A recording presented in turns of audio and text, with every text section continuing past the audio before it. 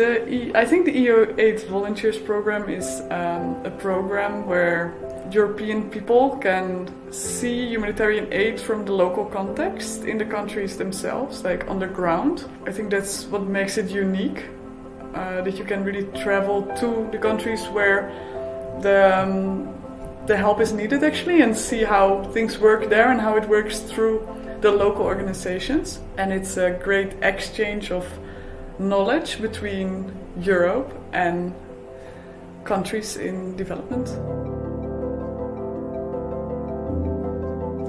So I actually applied for the EU8 volunteer program when someone sent me a vacancy for a volunteer placement in Uganda. So I didn't know about the EU8 volunteer program before, but then I read about it, and especially the focus of this consortium on disaster risk reduction. I was really interested in that, and I think also the learning aspect of the project. That's why I applied.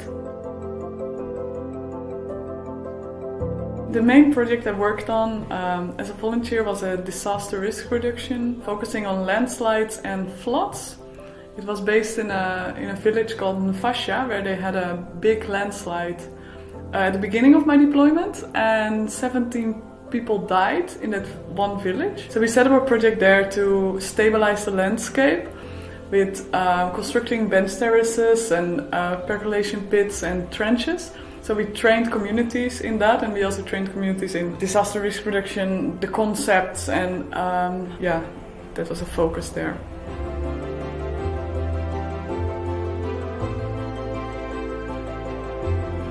What I would call specific about the Ugandan work environment, I think, is that the people I was working with, they're very passionate themselves about the projects they're doing, because it affects their own communities, so to say. So they're really involved in the projects, and that's really nice to have that feeling that people are really passionate about it and about their work.